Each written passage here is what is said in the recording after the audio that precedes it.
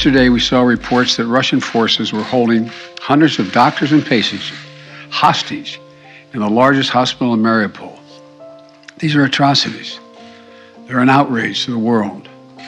And the world is united in our support for Ukraine and our determination to make Putin pay a very heavy price. America is leading this effort, together with our allies and partners, providing enormous levels of security and humanitarian assistance that we're adding to today, and we're going to continue to do more in the days and weeks ahead. We're crippling Putin's economy with punishing sanctions that's going to only grow more painful over time, with the entire NATO and EU behind us and many other countries. What's at stake here are the principles that the United States and the United Nations across the world stand for. It's about freedom. It's about the right of people to determine their own future. It's about making sure Ukraine will never be a victory for Putin, no matter what advances he makes on the battlefield. The American people are answering President Zelensky's call for more help, more weapons for Ukraine to defend itself, more tools to fight Russian aggression. And that's what we're doing. In fact, we started our assistance to Ukraine before this war began, as they started to do exercises along the Ukrainian border, the Russians, starting in March of last year. We took the threat of Putin invading very seriously, and we acted on it. We sent Ukraine more security assistance last year, $650 million in weapons, including anti-air and anti-armor equipment, before the invasion, more than we had ever provided before. So when the invasion began, they already had in their hands the kinds of weapons they needed to counter Russian advances. And once the war started, we immediately rushed $350 million in additional aid to further address their needs.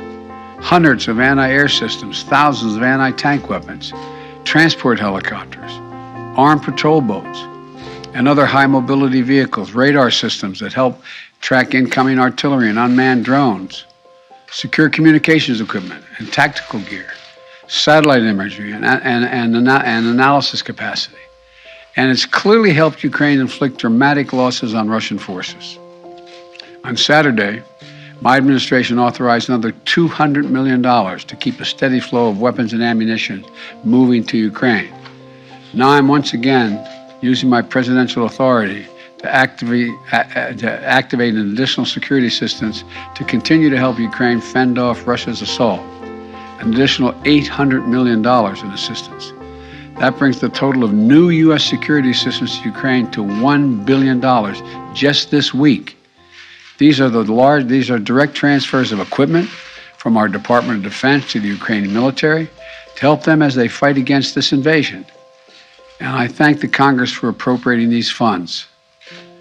This new package on its own is going to provide unprecedented assistance to Ukraine.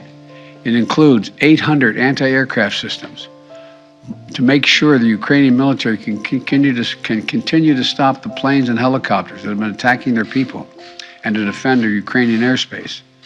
And at the request of President Zelensky, we have identified and are helping Ukraine acquire additional longer-range anti-aircraft systems and the munitions for those systems.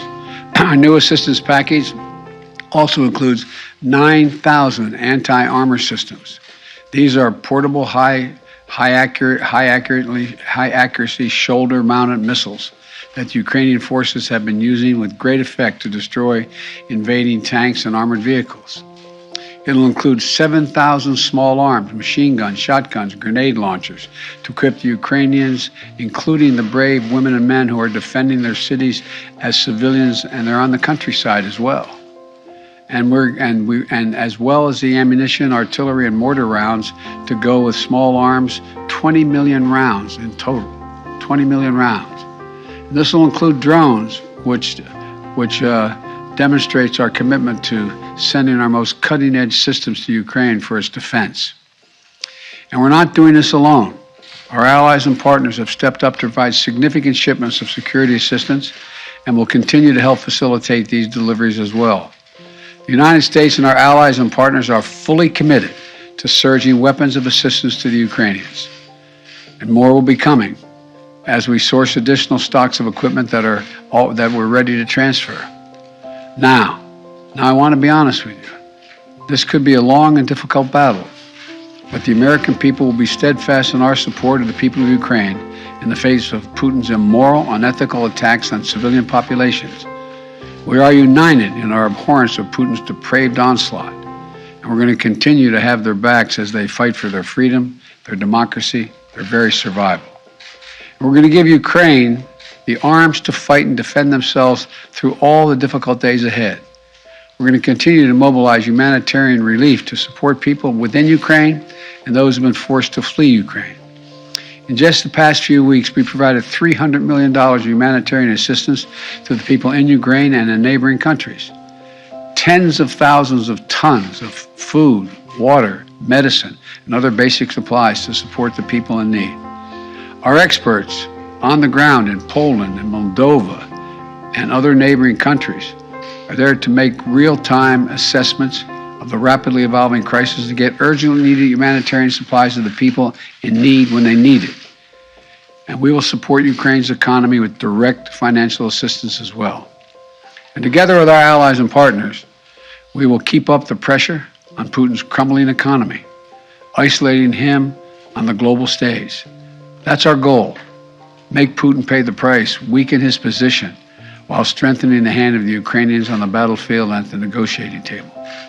Together with our allies and partners, we're going to stay the course, and we'll do everything we can to push for and end this tragic, unnecessary war. This is a struggle that pits the appetites of an autocrat against humankind's desire to be free. And let there be no doubt, no uncertainty, no question, America stands with the forces of freedom. We always have and we always will.